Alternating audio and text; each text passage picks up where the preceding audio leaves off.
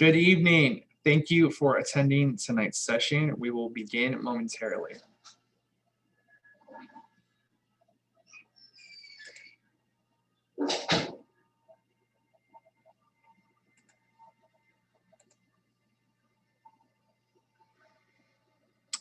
And just a reminder, as for all of our Try and Family web series, this session tonight is being recorded.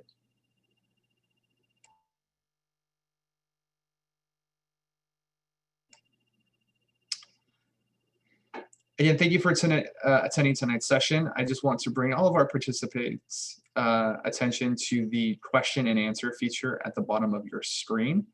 During tonight's session, at any time, please feel free to utilize the Q&A feature located at the bottom of the Zoom screen to ask any questions you may have.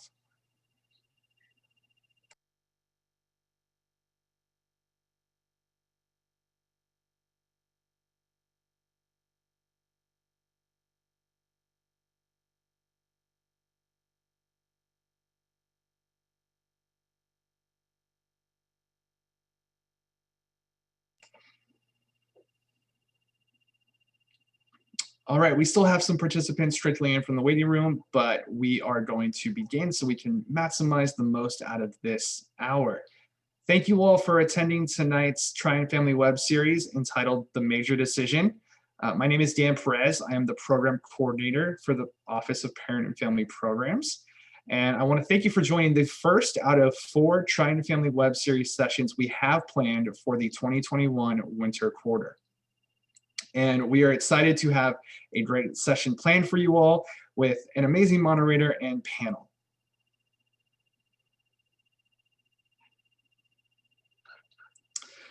And before we get into the panel introductions and the introduction of our moderator, I would just like to share why we're here tonight. We wanted to bring together a group of students from many different programs at the University of California, San Diego to discuss their journey for selecting their major, as we know that the selection journey for majors and minors is different for every student.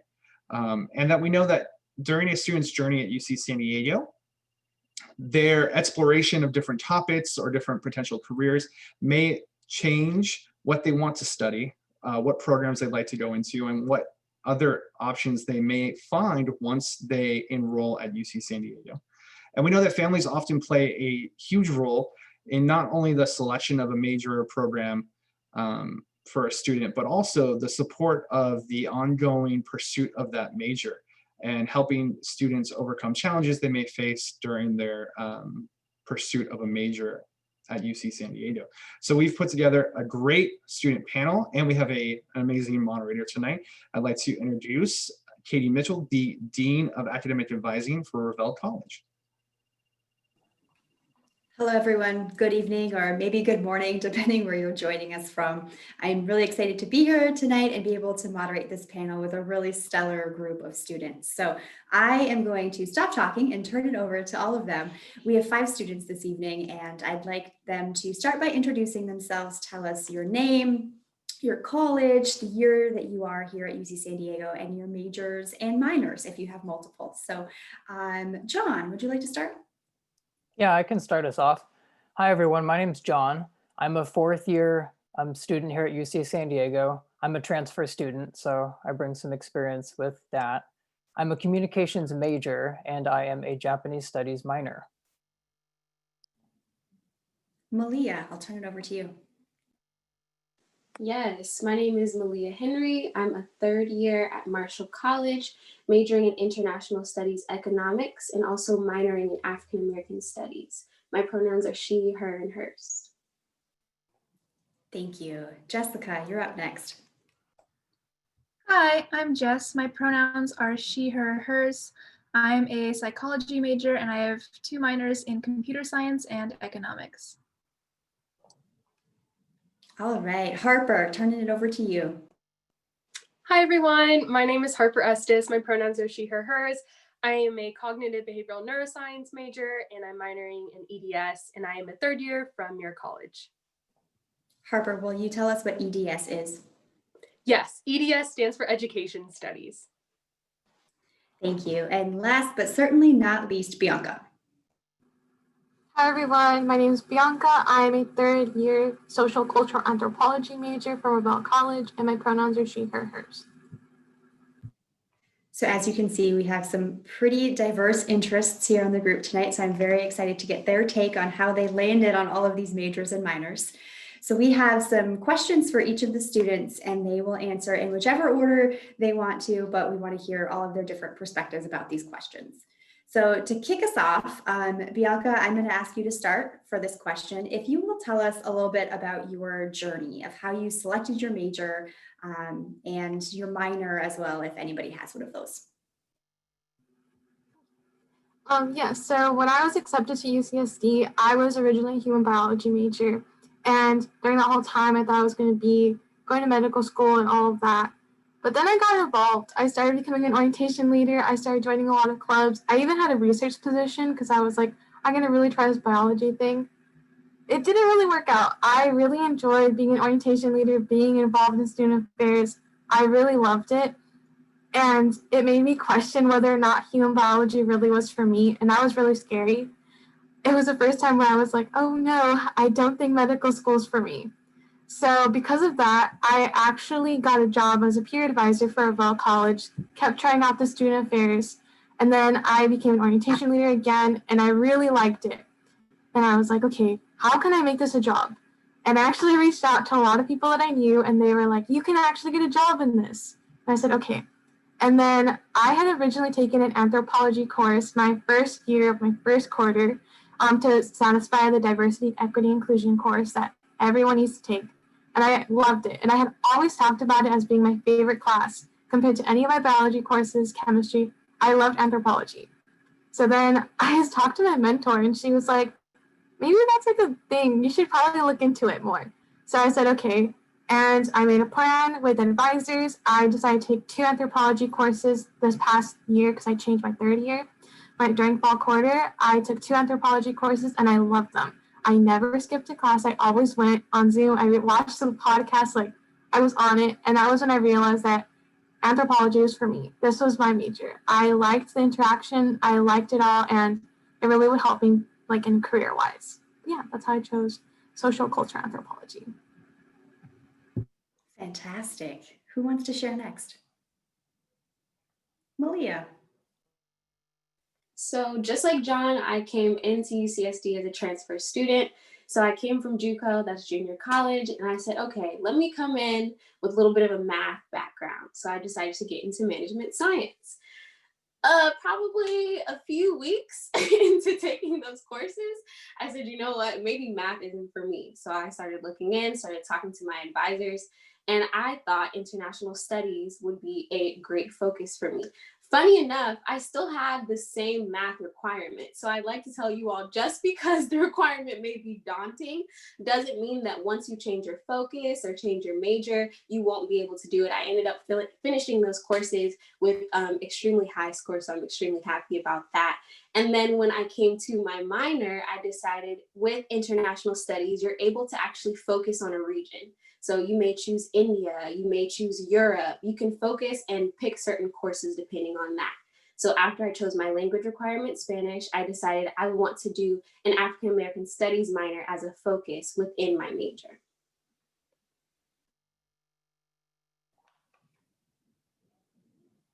Who wants to share next about their classes that they hated that chose their major for them? John? I don't have any classes that I hate to share about, but my experience speaks a lot to Malay and Bianca's in the sense that I kind of turned my major into something that I was really passionate about, being communications. I've had a lot of work experience working with people one-on-one in groups before I came to college. And so I've always gotten a lot of feedback that I work well with people and that I'm good at communicating. Now, I transferred into UCSD as a Japanese studies major from community college. I've really been into foreign languages. I was always very into studying Japanese language. And it was a great experience at UCSD, but I began realizing that unless I went and lived in Japan, I wasn't going to obtain that fluency that I was really trying to get in Japanese language. And having come to that realization, I started thinking, well, I wonder if I could focus on something else for my major that could bolster me professionally. And I was walking past the communications building one day and I thought, maybe that could be my answer to the situation. And so I began exploring that major, working with communications advisors. And I even took a class that counted both towards Japanese studies and communications. And that's when I realized, even though it would be kind of a harder choice, it was definitely something that I was really interested in doing. And I ended up making that switch, and I've loved it ever since.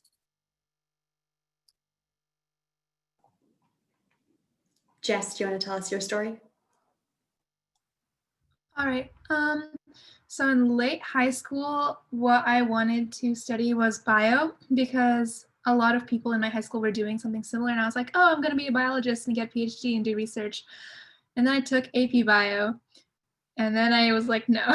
So I came in as an econ major because I thought it was a good blend of like social science versus STEM because I like both of them.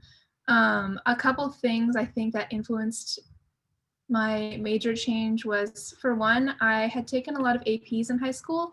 So I came in really accelerated and I was already taking econ upper division classes in my freshman year before I'd even like figured out how to study in college because it's a lot different than studying in high school. So I was not doing well in those classes. And I found that I just wasn't like super interested. I obviously wanted to get good grades, like I wanted to be a good student, and I like learning stuff, but those two combined, like without actual interest in the subject, were not enough to make me do well in those classes.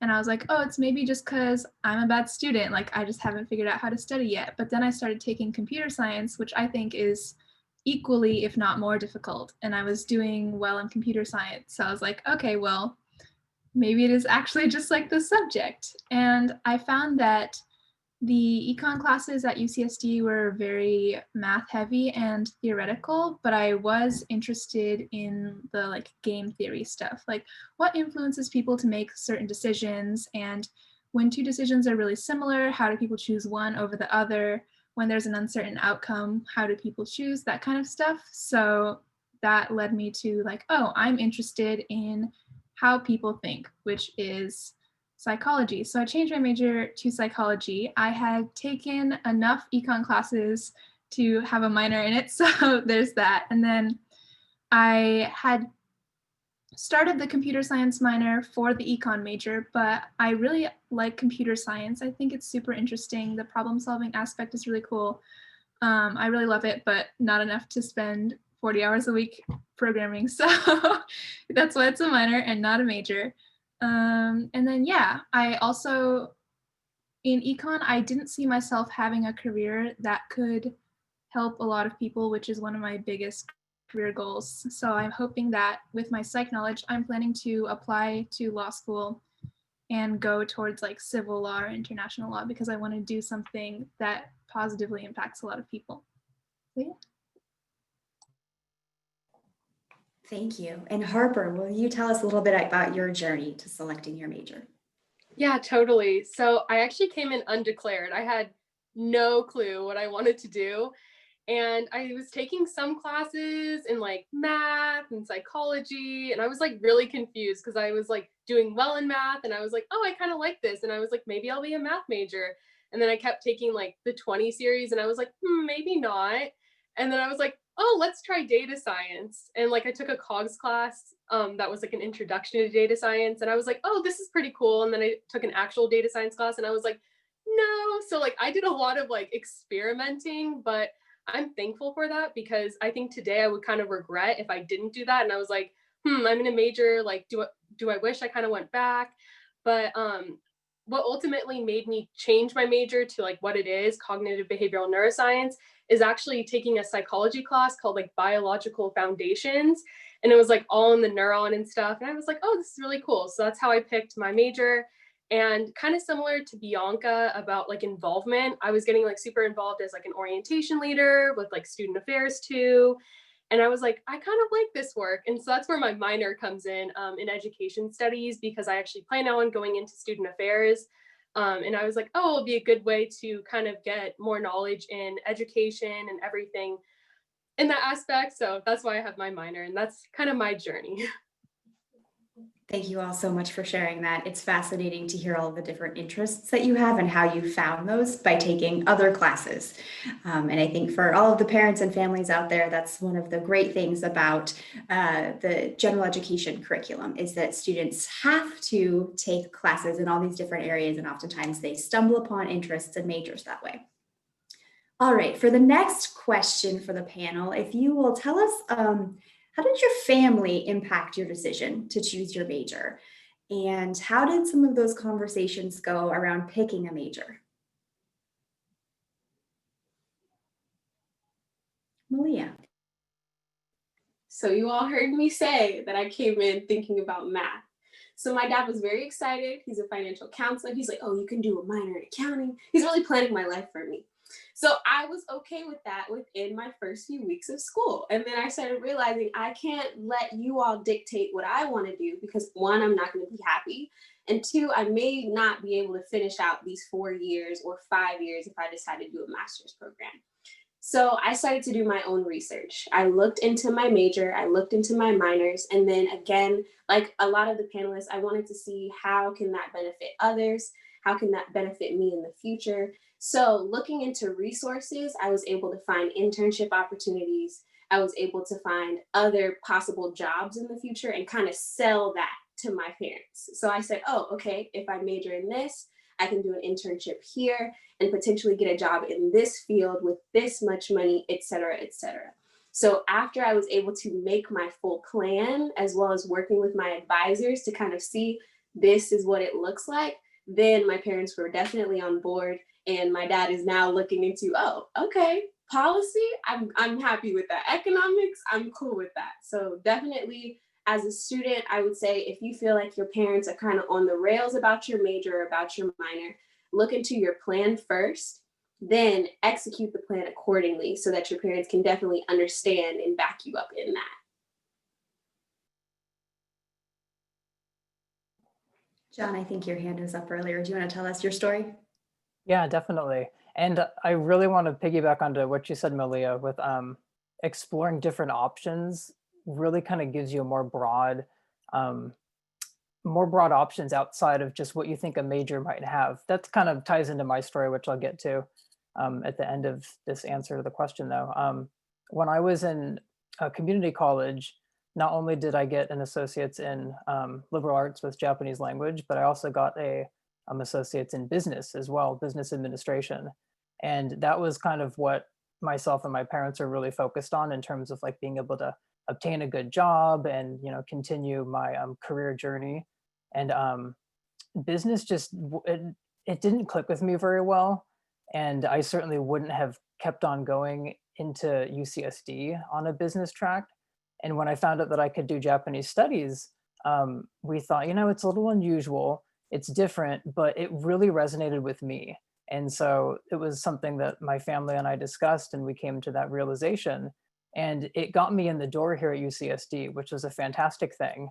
And that was just one stone on the path that led me to my major at communications. That was a whole nother choice, was switching my major. That was a real big deal because we thought, well, we got in to this school with the Japanese studies major. So what's it going to be like if I switch? Is it going to be harder? Am I going to be able to do it? But with partnering with advisors and exploring what classes I'd have to take and kind of laying out my plan of the rest of the years that I had to take to graduate, I was able to discover that it actually wasn't too much more difficult than the major that I already picked. And then going back into things outside just the major, just because you pick a major doesn't necessarily mean that you're going to be stuck like in X, Y, and Z automatic jobs that pertain directly to that major. What's beautiful about UCSD is there's so many resources in which you can learn about all kinds of different career paths that can pertain to a specific major that maybe we didn't realize before. For example, I'm a communications major, but I'm on track to hopefully get a career in student affairs as well, whether it be master's program jobs after I graduate UCSD. But through my experience in communications and looking at outside extracurricular resources like student clubs, extracurricular activities, the Career Center, I was able to discover that through communications, that also leads to student affairs, which became a really big passion of mine.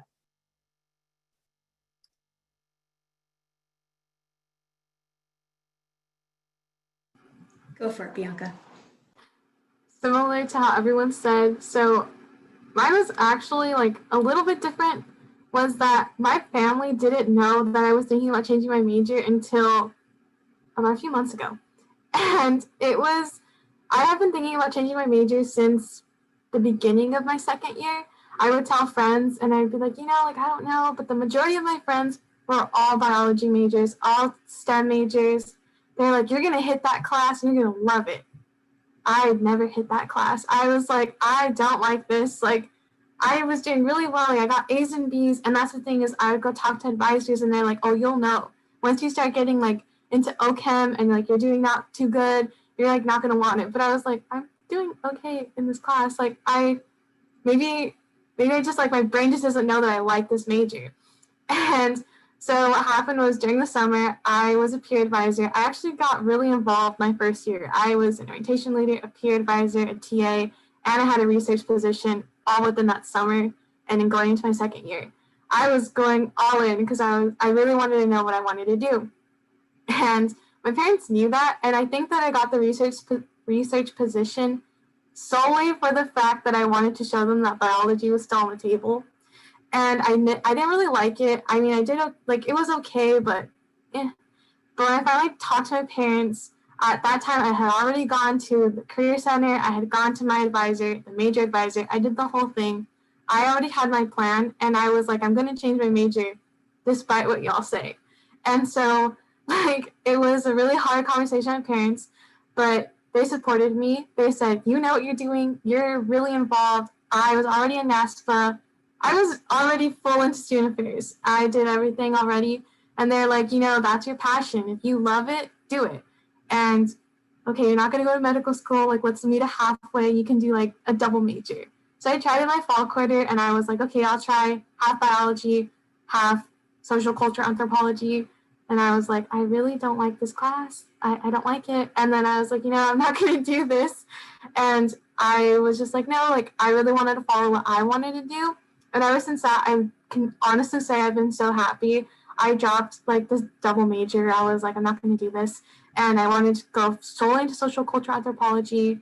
I got really more involved. I got more positions and I'm just really happy. You can tell when you made the right choice when you're happy about it. And it's a feeling that you'll know. Like, I don't know how to explain it anymore. It's just like, you'll know that you made the right choice. Because as soon as I hit that change major and closed my laptop and didn't look at it again until Monday, I was like, oh my gosh, like all the stress, just like, and I felt really happy. But after that, my parents were totally okay with it. And I got straight A's in all my classes. And they're like, oh, and you know. Like, it was just like that. Yeah, Jess, tell us about your family. Okay, my parents actually, when I entered college, they were like, would you consider being a lawyer after getting a degree in econ? And me at 17 years old, I was like, no, lawyers are so like boring and stuffy and they always wear black and like they're and so I like didn't seriously think about it. And then after I changed my major, because I changed it to like a people study, and I was like, well, I also I became an orientation leader. That's how Bianca and I know each other, and I grew a lot personally, and that kind of made me realize, kind of took me out of my shell and made me realize I want to work with people and I want to help as many people as I can during my lifetime. So then after I changed to a psych major, I started thinking about law, and then I joined the pre-law fraternity at UC San Diego, Kappa Alpha Pi, and they were super helpful with just like all my questions regarding a legal career. And so I talked to my parents about it, and they were really supportive. Originally, like at the very beginning, when I was flopping all my econ classes, my mom was like, oh, it's like, you just need to learn how to study because you're studying like you did in high school, and that's not going to fly in the quarter system, which was true. I was not a good student coming into college. And a lot of times, like when I came home to visit I cried a lot over my econ classes, and my parents were like, why are you crying all the time over your classes? And I was taking other social sciences like psychology and music. And my dad was like, you're talking about all these other classes way more than you talk about econ to us. And I also, like, I brought my textbook home to read over the weekend, and I was like, Dad, this is so dry and boring. Like, look at it. And he looked at it and he was like, I actually think this is really interesting. Like, I would read this for fun. And I was like, okay. And he was like, I feel like your lack of interest is maybe a sign that this is not what you want to do. So yeah, like Bianca said, once I knew like psychology / legal career, like I know I'm super happy with the decision. I've taken the LSAT, and one thing that helped me know that was the right thing is I liked studying for the LSAT because it was like, it's like a logic test, and I think super logically. I also think that's why computer science appeals to me. And I was like, I'm having fun answering these questions, and I'm having fun talking to lawyers I know about like their careers and stuff. And I kept the comp sci out of interest, and my parents are both engineers, so obviously they were very excited about that. Yeah, and a couple times they were like, would you consider like majoring in computer science? Because for law, you can, like, they accept pretty much any major into law school. Like if I majored in computer science, I would probably go be an intellectual property lawyer or something like that. So a couple times they were like, would you consider like changing computer science to your major? Because they were really excited, especially since I've been home because of COVID. They see what I'm doing in my CS classes, and they're like, oh, we know this. Like, this is such good information for you to learn. But I think I'm already like really tired from staring at the screen all day for Zoom school. So I don't think I would be able to do that as a job. So yeah, but in the end, so there was a little bit of resistance at first from them being like, well, is it actually that you want to change your major, or is it that like you're not being a good enough student? And I think it was a mix of both. But then once I decided, they saw that I knew, they saw that I was happier. Like I did not come home crying about my classes, and also my GPA was like, so they saw that. I think that helped them accept it more, and they're really supportive. Like every time I come home, they're like, so like, what have you learned about this and this about your career and stuff? So yeah, I'm super, super glad that I have them backing me. And Harper, how were the conversations about choosing your major with your family? Did they impact it?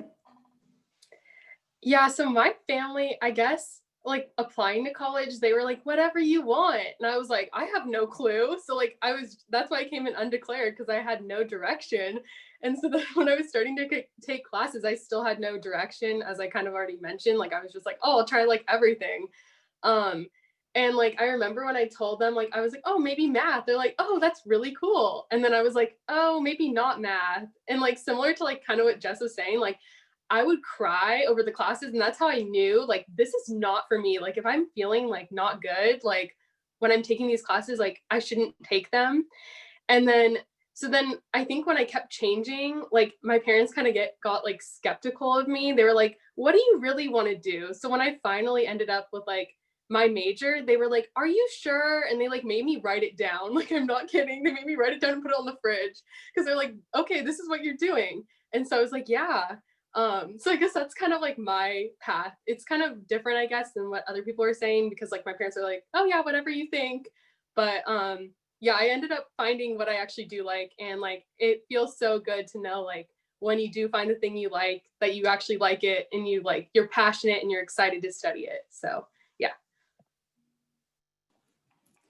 Thank you all for sharing those family anecdotes. I'm fairly positive that my family still doesn't know what my majors were in college, so you're ahead of me.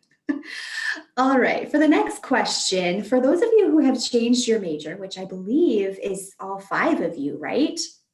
How did you navigate that process? Tell us a little bit about where did you find that information? Where did you find assistance? What did you use to actually go through that process? John. Yeah, I'll start us off on that conversation. My major change kind of started as like little whispers and little thoughts in my head that I was kind of thinking, am I really going to act on this? Probably not. But, as I started thinking about it more and more, I started exploring the major online. Like I would go on the communications website, look at what classes were offered, what they entailed, kind of the general, guideline of what the major was, not only for the class descriptions, but also for how many requirements I had completed that could count towards that major. So how long it would take me to actually complete that major compared to the plan that I'd already set out for myself. I started doing this more and more. I'd be going on the website more daily. So I thought, well, I guess it's time to take the next step and go visit the communications department. Like I said, I would see the communications building on campus and think, I wonder what's going on in there. So eventually I walked in one day and I found their advising office, having looked at their advising schedule online first, and then gone to I scheduled a walk-in advising appointment with a communications advisor. And I told them, hey, I'm a Japanese studies major. I'm interested in switching. What would that entail? Like, what could you tell me about the classes? And then they laid out a 2-year plan for me as a transfer student. I had a 2-year plan. For first year, non-transfer students, it might be a 4-year plan, it might be a 3-year plan. But anyways, they laid out a plan for me with what classes I would need. And I was able to see it on paper and realize, wow, like this is something that I could really do. And this is something that I'm really interested in. So it gave me a lot of confidence in my ability to achieve that goal. And here I am now, a 4th-year student, about ready to complete it. So those resources can really make it happen for you guys.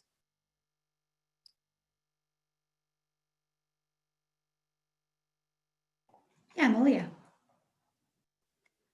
Definitely seconding what John said. It's important to write down everything. So if you notice, you can actually download an academic planning worksheet. So you'll have your full 4-year slots and you can see what your transfer courses are. So if you talk to your academic advisor and you happen to transfer or you have some courses from high school, you can have those credits already and you can notice, okay, I've already completed about half a year of assignments. I've already completed my DEI or this GE requirement. Then if you decide, okay, I'm still not really sure of my major, then try to look at courses and look at the professors that are teaching the course, okay? Look for the professors that have the most experience, the ones that have the best ratings, because once you take that course, you wanna make sure, oh, snap, not only are they excited about it, it's making me excited as well. So I actually took a course with Dr. Karthik. He was in charge of Indian economics. Once I took that course, that's when I decided, oh yeah, I definitely want to change my major. Then I started looking at the International Studies Economics website, and I saw all the courses that they had, as well as all of their requirements. When you look at their requirements, you can see, okay, now I can look at the course description. Look at that course description, read it thoroughly, okay? The more you read, the more you know. Once you read it, find out what sounds best to you, find out if you want to find a focus, especially in international studies, because you can focus on a particular region. Then go to your academic advisor, show them all your research, and have them map that out for you.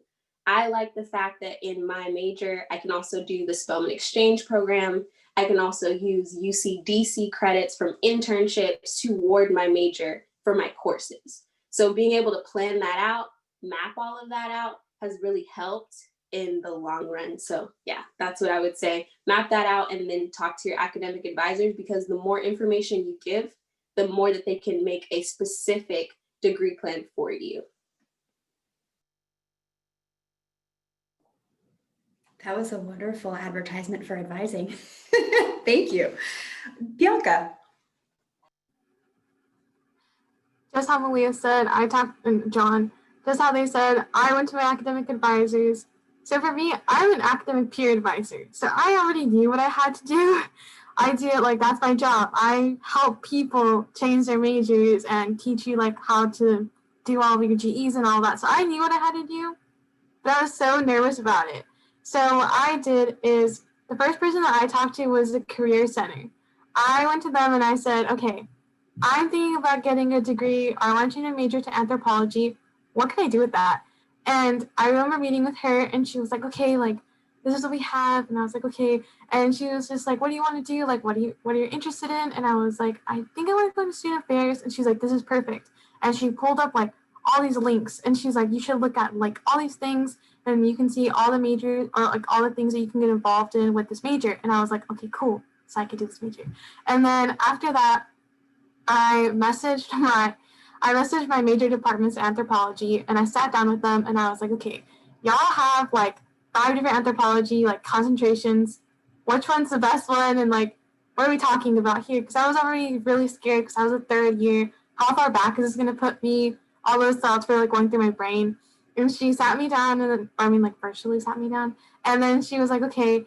And we went through it, and she's like, well, what do you like? And I was like, I really like talking to people. In biology, you don't talk to anyone. Like, I can't do this anymore. And she's like, okay, I think you'll do really well in social culture anthropology. Just take a few courses. And I was like, okay.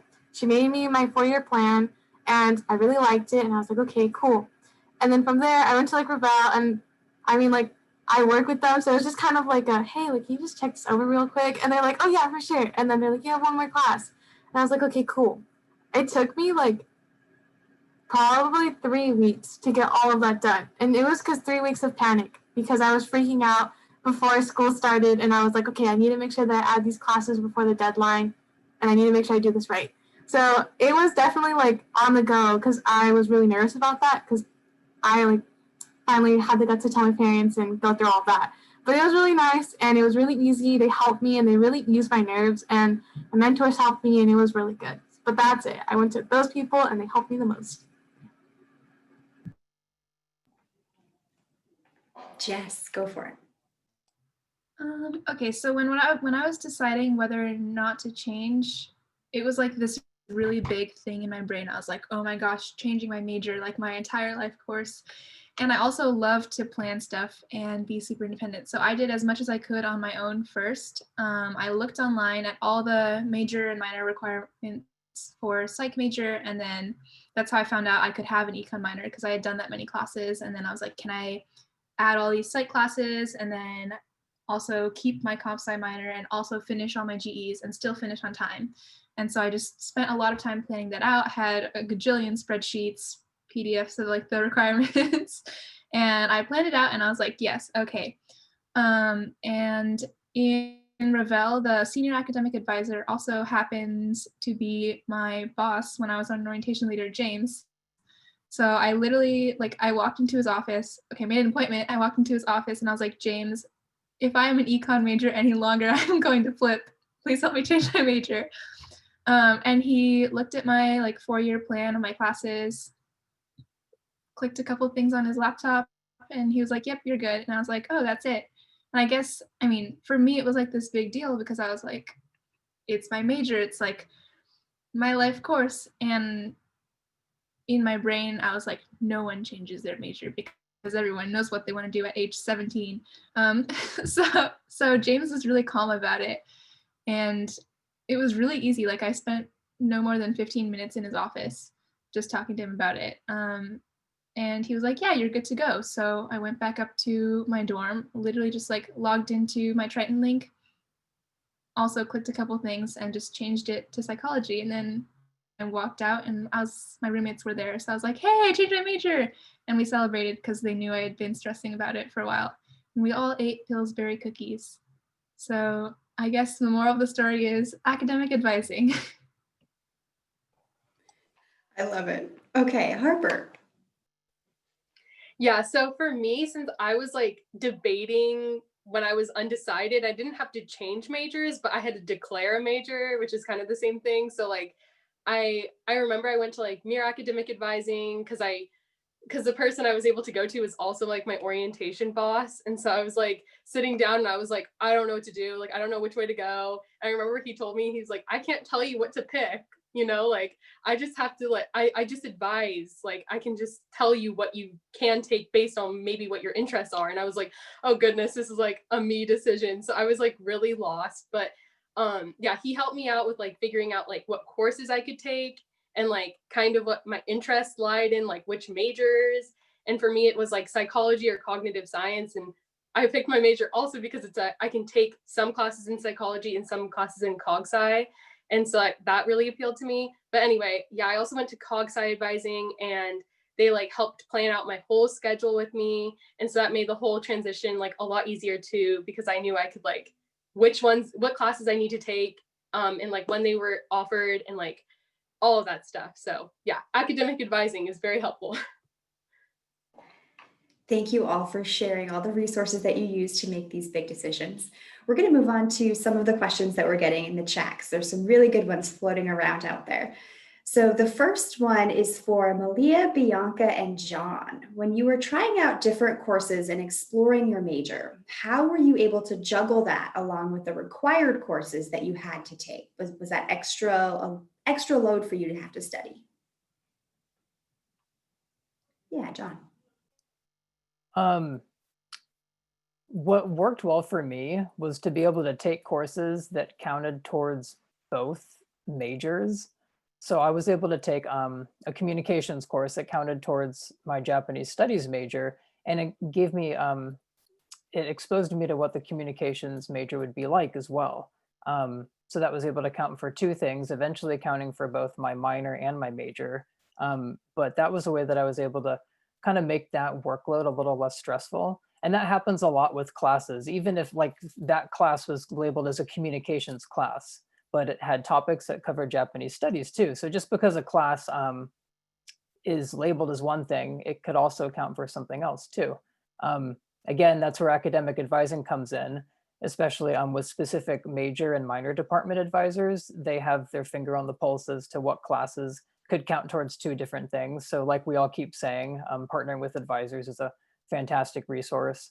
And that was going to segue into the next thing I was going to say. Advisors made that experience a lot easier. Like I said, when I first explored communications, I was on the website and I was getting to know it a little more, but it still was, extra, work that I had to plan into my schedule and a little daunting just kind of looking into it on my own. But when I went to the communications advising department, they were able to lay out the plan for me. Just like Malia said, focusing on that actual plan that you can see right in front of you, that you can literally check off boxes of classes that you're taking as you go along, makes it a lot less stressful, makes it a much more easy experience. But yeah, those academic advisors really helped to really narrow it down and make the experience a lot less stressful versus if I was just trying to figure it all out on my own. Yeah, Malia. Okay, so talking about juggling, it depends on what you are worried about. So let's say you're worried about your actual grade in a course, right? You can ask your academic advisor if you can take it pass, no pass. So that really helps with relieving a lot of the stress because okay, if this is supposed to count towards my GE requirement or just my DEI requirement, then maybe I can take it pass, no pass so that I can focus on some other courses as well as fulfilling the requirement. Then the other thing is, okay, maybe I'm not worried about the grades, but I'm worried about making sure that it aligns with my course, aligns with my major. There are plenty of opportunities to take courses where you can do something like volunteering at a school. So I know at Thurgood Marshall, you can volunteer as a tutor and that counts as an actual course. It counts towards your GPA and you can receive credits. So you really want to look at the types of courses that there are because there are plenty of options and you can fulfill requirements that way.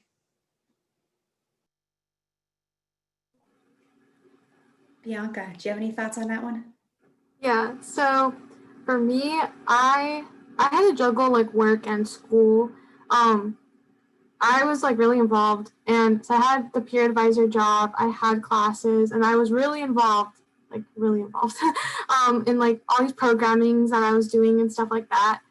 And the way that I was able to juggle it all is I would be really upfront with my boss, and I'd be like, hey, like I know that you're going to give me like a lot of hours, but is there any way that I can have it on these days? Because at these days, I'm supposed to be at this place doing this thing.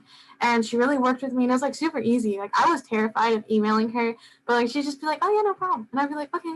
And that was something that helped me like help with my schedule like wise. And it helped me like in classes too. Another thing that I really use is I don't like I'm really bad at writing. And like I have to take Hume for like Revell. And something that I use is Oasis, like their BATS tutoring, and they really helped me. And I started finding all these like little tutoring services that could help me in math and science classes and my English courses and like anything in between. And it really helped me because I have like a pretty busy schedule, and I could just automatically just sign up for a time and be like, okay, I have 30 minutes. Like I can go and have someone read my essay, or like I can go and I can to like these workshops. And it was really helpful. It really saved my grades, and it kind of took that stress off because I would go there and I would be like, okay, like I'm studying, like I'm actually like learning, and they're teaching me these things. So it really made me like feel more confident, and it helped a lot. It helped ease that stress because I know a lot of students are like, I'm doing all these things, but I didn't have time to study.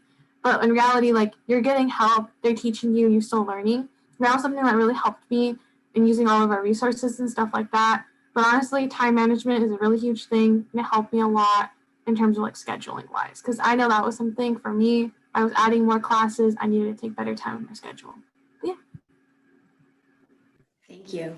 You all talked a lot about the resources that helped you along the path of choosing your major. And one of our questions that we had was, how useful has a mentor been for changing your major? And how did you go about finding a mentor? So for any of you who would identify a mentor in your life, will you tell us a little bit about that? Malia.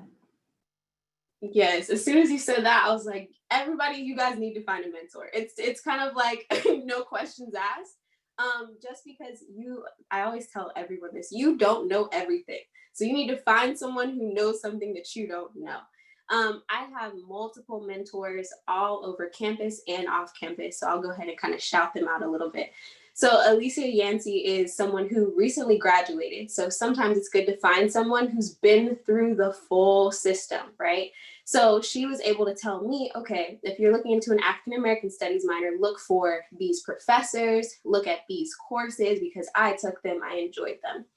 Another person that I find as a mentor is Miss Portia. So Miss Portia is head of the Black Resource Center. You see Katie's nodding her head. She's really great. So being able to talk to her, I had a lot of familial things that were going on. And especially as COVID was kind of ramping up, I'm like, oh my gosh, like I'm supposed to focus on school and this and all my extracurriculars. How am I going to balance it? So she was able to tell me, okay, Malia, well, if you would like a school position or a student position on campus, I can make sure that you can handle that. If you would like me to contact your professors to let you know or let them know, hey, she's having a little bit of trouble, I can contact them and make sure that we can come up with an alternative form of submitting your assignments or just having a little bit more meeting time to really get to know your professors. So plug, if you know your professors, it's really good because you may be able to potentially push back some of your assignment deadlines. You may be able to change the course a little bit just to help you out. Another person is Miss Amber Vlasnik. So she's the Dean of Student Affairs at Thurgood Marshall College. I think everyone should know their Dean of Student Affairs, regardless of what college you go to. And that's just because that dean knows everything that's going on campus. They know the extracurricular activities. And again, they do have the power to speak to your professors and just let them know, hey, she may need a little bit of an adjustment to her course. And then lastly is Provost Wayne. So he's the provost for Muir College. He's actually my mentor for the Trails program. And just having those connections, having them at all different parts of the university is extremely important because you need to know more resources. You need to know more people to network with, and you could potentially find more things within your major that may not be on the newsletter or anything like that. It's just somebody that knows something about something that you want to do. Thank you, Malia. Yeah, Jess, tell us about your mentor. Yeah, definitely going off of that, like knowing the staff in your college is super, super helpful.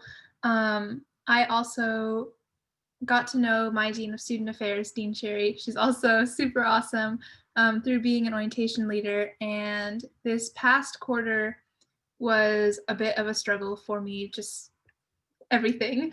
And I emailed her and I was like, Dean Cherry, I'm having a lot of trouble and there's a lot of stuff going on in my life right now.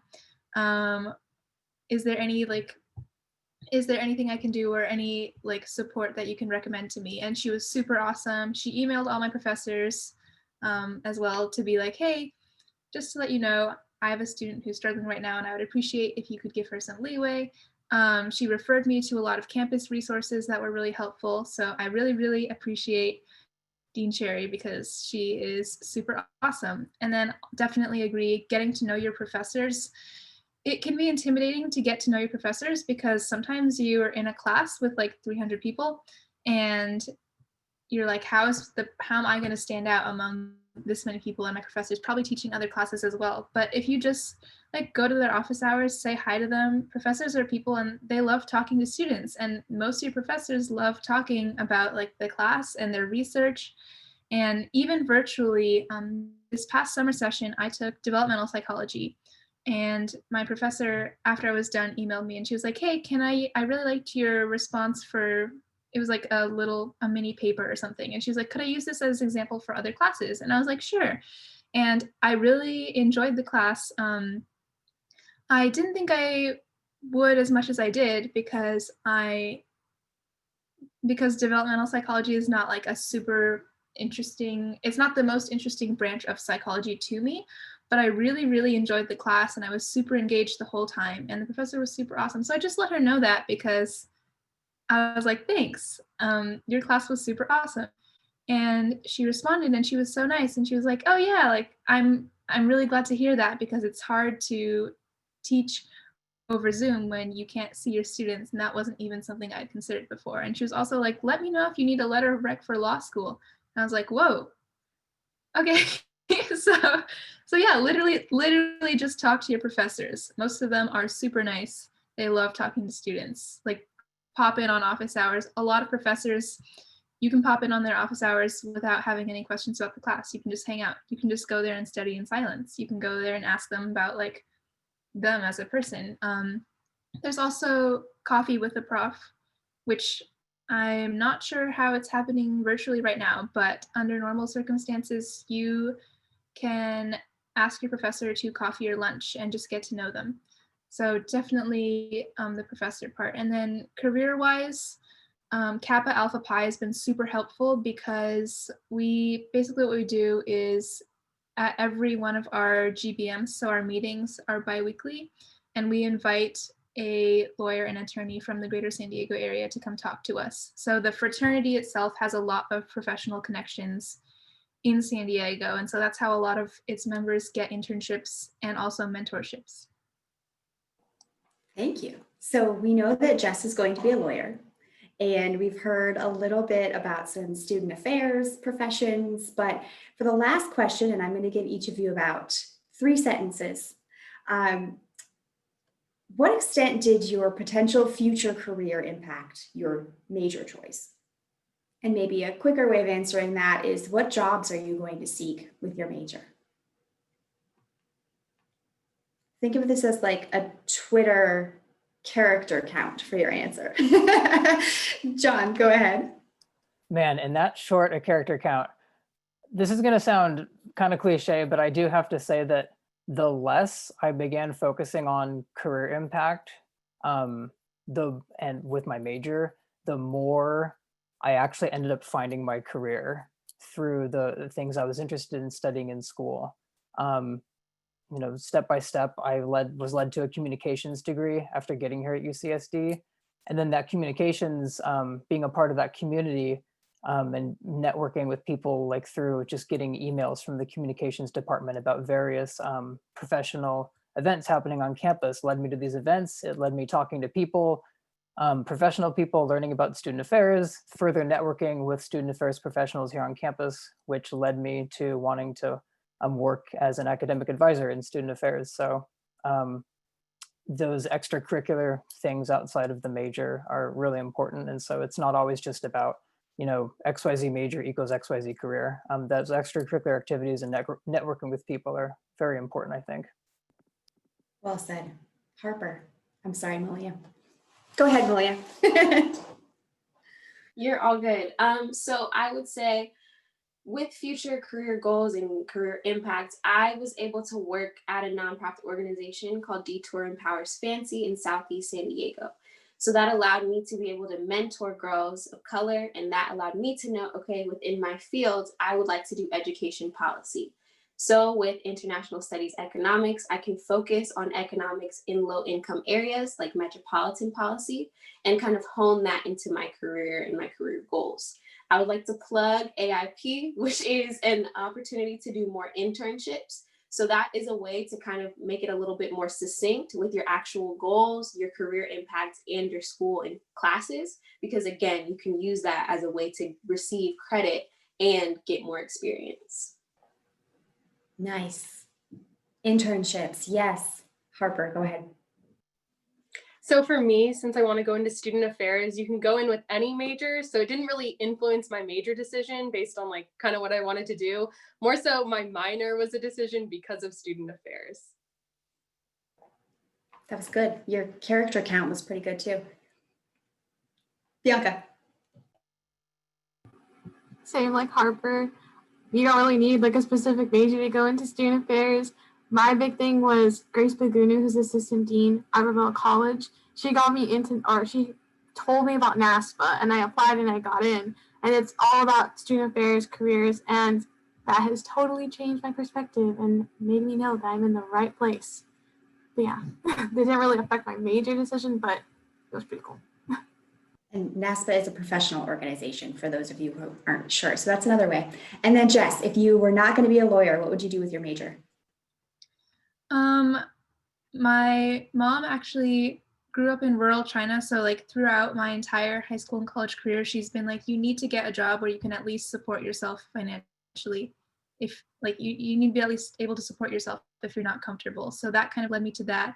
And for me, I like to always be learning new things and doing different things and not be doing the same thing every day. And then also what was really important to me was how can I apply what I'm good at, reading, writing, logic, to a career where I can make a positive impact and work with people and make their lives better. Fantastic. All right, we have a few resources that we have compiled here, and I will not go through each of them, but I will say that they're grouped by a couple of different ways you can think about this. So first off, what majors do we even offer here? What can your students pursue? Some of the students on the panel talked about academic plans and knowing what your course descriptions even are. What classes will you be taking? So that's the first three. And then the next piece is really about those advisors that the students talked about. Department advisors, college advisors, career center advisors. There's a lot of resources who are free, who are professionals on campus here to help students navigate their process of choosing a major and beyond. What's your plan for after graduation? There are some free assessment tools and ways that students can explore their academic interests. So if your student is really not sure where they're supposed to start, if they are Harper a few years ago, there are some free assessments that you can plug them to start that process. And then most of the time parents are wondering, well, what are you going to do with this major? And can you even financially support yourself? And are you going to have health insurance? These are all the things that my parents wanted to know. So there are some really good resources online. One of my favorite is just the what can I do with a major in XYZ, it's myplan.com. Mymajors.com is another good one. And then the Occupational Outlook Handbook and ONET is a compiled resource of every job you can possibly think about. And then finally, to make a plug for the undergraduate colleges, there are 7 of them. Your student is a member of one of these campus communities. You heard the students talk about their deans of student affairs. There's also the deans of advising, which is my position. So there's a lot of people here to support your student, no matter which major they want to choose. Thank you so much, Katie, and thank you to the wonderful panel that joined us here tonight. I just want to let everyone know that, again, this session was recorded. And if you missed any of our previous Try and Family web series sessions, they're all available on our YouTube channel. And if you would like to view this session or any of the other sessions we've done in a different language caption, you can do that by utilizing the language translation tool for all the subtitles for our YouTube session recordings. Next slide, please. We are accepting any parent or family member that would like to join our Triant Parent Family Ambassador program. You can find more information on our website and at this link by searching on our website, Triant Parent Family Ambassador, to get involved with our office. And finally, thank you all for attending tonight's session. This again is the first out of 4 Triant Family web series sessions for the winter quarter. We have one that I believe is kind of a two-parter coming up next week. It is 10 questions your student should ask their academic advisor. Katie will be returning to moderate a great panel of academic advisors from many different programs across the campus to talk about how you can help prepare your student when they go into meeting with their academic advisor. All that information can be found on our website, which is parents.ucsd.edu. If you did have a question tonight that did not get answered, please feel free to email us at parents@ucsd.edu, and we'll be able to follow up with you. Again, thank you so much for attending, and have a wonderful evening.